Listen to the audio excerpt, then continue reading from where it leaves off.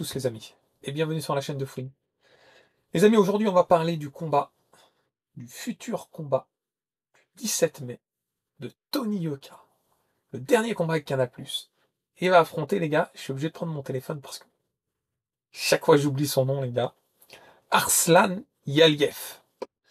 Je vais être tout à fait transparent, je ne connaissais pas ce boxeur, qui est un boxeur russe, peut-être du Daghestan, je ne sais pas plus précisément, de 28 ans, et qui a 16 combats, 16 victoires et 10 KO. Qui est un palmarès en soi plutôt impressionnant. Après, bon, je regarde un peu les boxeurs qu'il a affrontés, franchement, je connais personne. Dernièrement, il a affronté German Skobenko, qui avait 6 victoires et 15 défaites, 2 nuls. Après, il a deux boxeurs contre des invaincus, mais inconnus au bataillon. Beaucoup de boxeurs russes.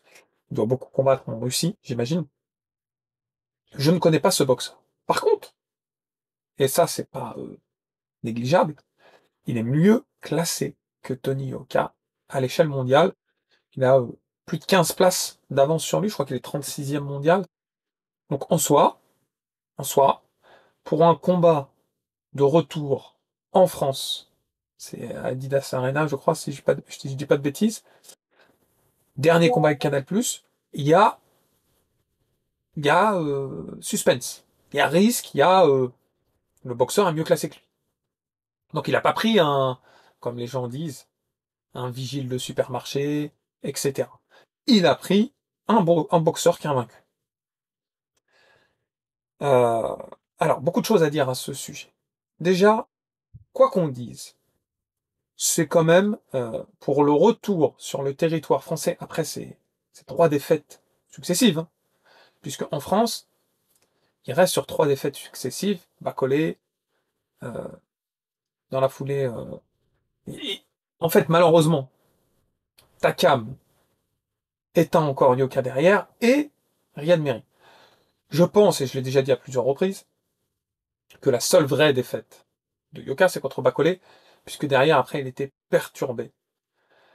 Et ça reste compliqué derrière. Donc il a été se reconstruire en Angleterre, en faisant des combats contre des no-name, dans des pseudo-galas, à l'abri des regards de tout le monde.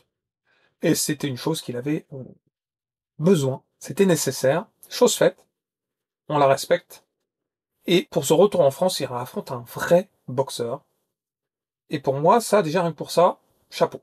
Voilà, même si l'adversaire, je le connais pas, il est mieux classé que lui au classement, il est invaincu, il y a un risque.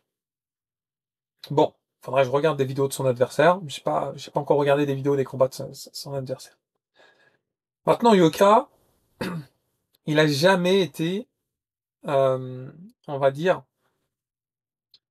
écarté d'un point de vue journaliste, d'un point de vue public. Ils ont toujours eu un regard sur lui, malheureusement souvent beaucoup trop critique. On attendait vraiment énormément de Tony Yoka, qui est champion olympique, qui nous a fait rêver. Et du coup, il avait cette, je vais pas dire épée Damoclès au-dessus de la tête, mais ce sentiment de devoir rendre des comptes à tout le monde, en fait. Que les feux des projecteurs étaient sur lui, et c'est une réalité. Il a permis, en France, de faire vivre à la boxe poids lourd de sacrés moments. Il a permis à d'autres boxeurs de pouvoir bénéficier, hein, du main event de Yoka pour pouvoir venir boxer dans cette même soirée et puis être mis également en lumière. Donc il a fait beaucoup plus de bien à la boxe en France, à la boxe anglaise, mais en France, que de mal. Il a rien fait de mal, à part paraître arrogant un petit peu de temps en temps, mais c'est le monde de la boxe qui veut ça. Regardez aux États-Unis ce qui se passe. Et pourtant, il a été totalement décrié, totalement critiqué, que ce soit par les fans, que ce soit par les haters, que ce soit par les journalistes. Est-ce que je trouve ça honteux? Oui, je l'ai déjà dit à de multiples reprises. Je veux revoir Tony Oka au premier plan. Est-ce que ce combat est le combat de la dernière chance? Moi, je pense que c'est le combat qui va lui permettre de cesser avec Canal+, qui pour moi a été une sacrée erreur. Les promoteurs, entre guillemets, type Canal+, ils n'ont pas d'empreinte dans le monde de la boxe. Faut aller voir ce qui se passe plutôt en Angleterre, avec les vrais promoteurs qui savent faire vivre un boxeur, qui savent le mettre au devant de la scène avec de vrais combats. Personnellement, j'ai hâte que ce soit fini avec Canal+, et que qu'on voit Yoka dans des vraies soirées de boxe. Vous voyez, en Arabie Saoudite, Tony Yoka en troisième ou quatrième combat, ça serait excellent. Ça serait excellent. Il mérite aussi de toucher un peu de pognon quand même, le Tony Yoka. Maintenant, est-ce que c'est le combat de la dernière chance? Faut pas qu'il perde. Donc il a le stress, c'est normal. Mais le stress, il est bon aussi pour la boxe. Ça nous permet d'être concentrés. Donc faut pas qu'il perde. Je pense que, je pense qu'il s'est entraîné comme jamais. Il va pas arriver en touriste. Mais je serai un peu stressé pour lui. Il faut lui donner de la force. Je sais que quand je fais une vidéo sur Tony Yoka, j'ai toujours quelques commentaires un peu critiques sur lui. Parce que je pense qu'ils ont été déçus. Moi, j'ai jamais été déçu par Tony Yoka. Puisque un boxeur fait ce qu'il peut dans un combat. J'ai été frustré. Parce que je pense que c'est un très bon boxeur qui n'a clairement pas montré ce qu'il est encore capable, ce qu'il est capable tout court de faire sur un ring. Il y a une frustration qui s'est générée, des mauvais choix qui ont été mis en avant. Et c'est extrêmement frustrant, mais c'est également... euh, ça appelle un petit peu le stress du public, on va dire, l'angoisse des fans. Et du coup, ça a pris comme ça, et ça a mis Tony Yoka dans une situation assez inconfortable. Voilà, il faut le dire. Maintenant, j'ai vraiment hâte de voir ce combat.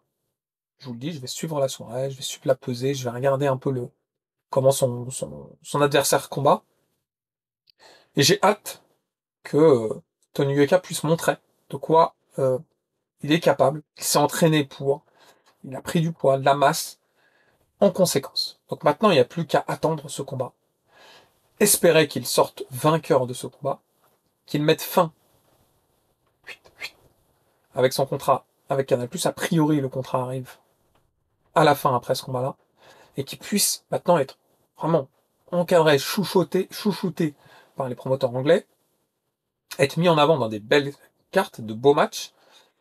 Euh, voilà, j'ai hâte qu'il revienne au premier plan et qu'il affronte des boxeurs qui ont du nom dans le monde de la boxe. Les gars, on va suivre avec impatience la suite des événements. J'espère que vous avez passé un bon moment en ma compagnie. Si c'est le cas, n'oubliez pas le pouce qui fait plaisir. Si c'est pas déjà fait, de vous abonner à la chaîne. Dans tous les cas, les amis, je vous dis à très vite. Ciao, ciao.